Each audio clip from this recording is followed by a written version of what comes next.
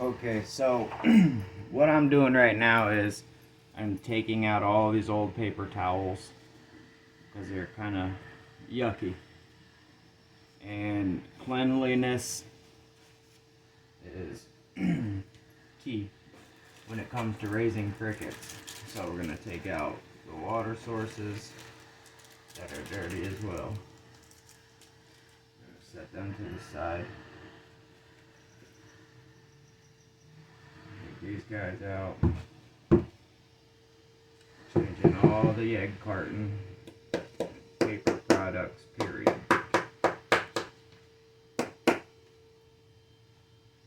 Like I said, cleanliness is really important when you are dealing with insects or any live animals or anything like that. You don't want disease, or you don't want them to stink even, you know. Oh, sorry, didn't mean to grab you.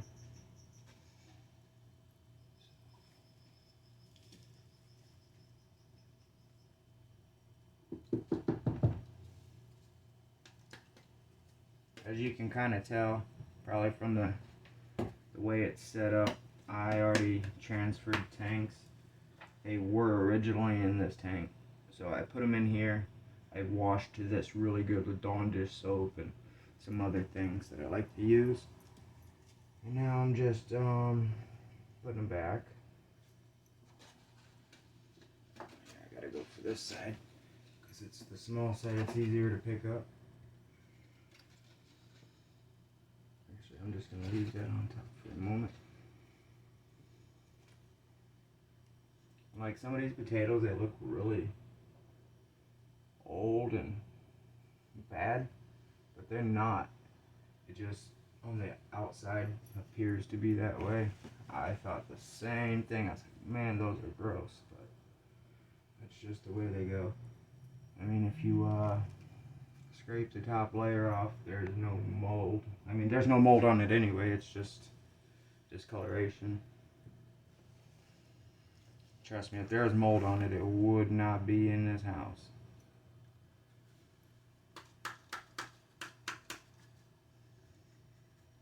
But anyway, I have these really big ideas to go down and collect more eggs than I probably should. I hear more crickets than I've ever heard in my life around here in these ponds. So I'm thinking about going and laying out some containers with like maybe apples in it, stuff like that to attract them. And then put the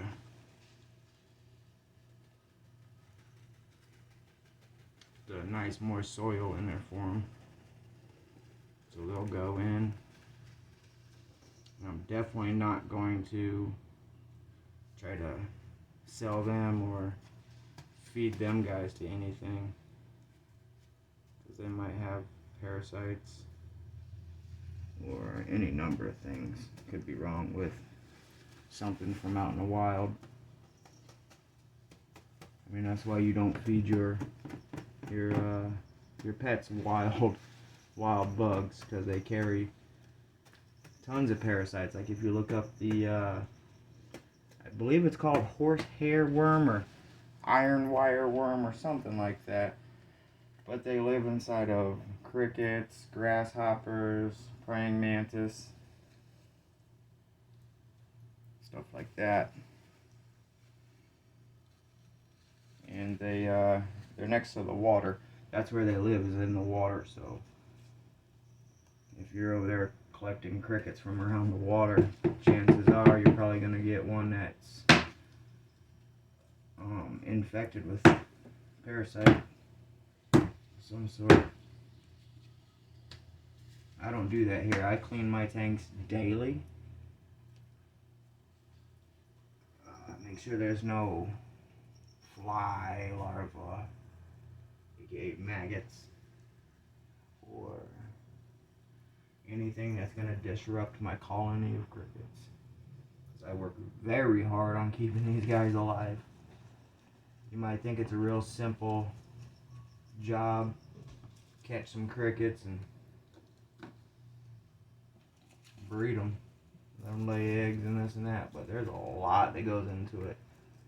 I don't know if people realize that or not, because I hear everybody, oh, I'm going to start doing insects, I'm going to start doing this, I'm going to start doing that. Yeah, well, there's a lot of like health, safety stuff that goes with this. So you don't want to just be messing around.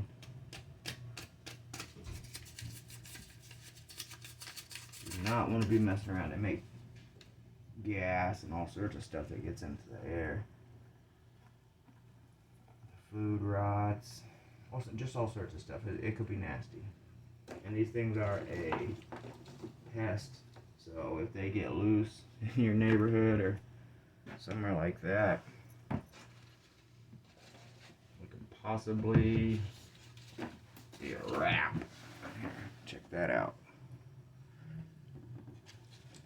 Quite a bit. Just right there. They're gonna try and get some more to come and hop off like this. They like to hop off like that.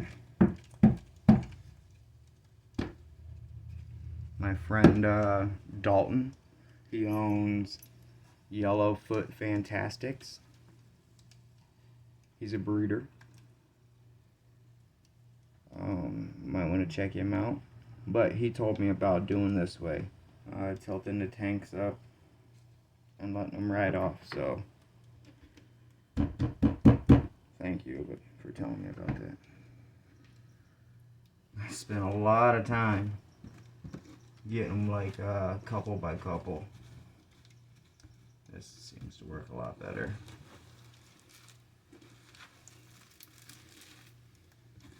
Kind of like usher them out a little bit.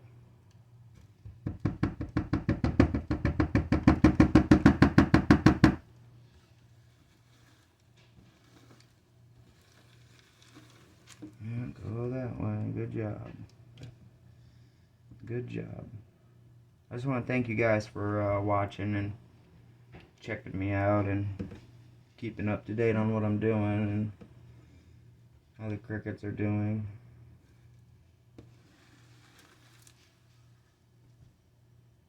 You know, like the first few batches, I really don't want to sell them or let them get eaten, but you know, that's what they're for. You know, but raise them like children. So it's kind of hard, but anyway.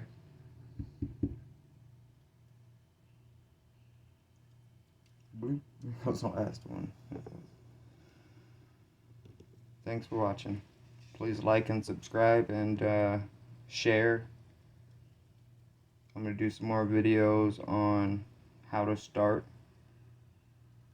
step by step doing a home tank.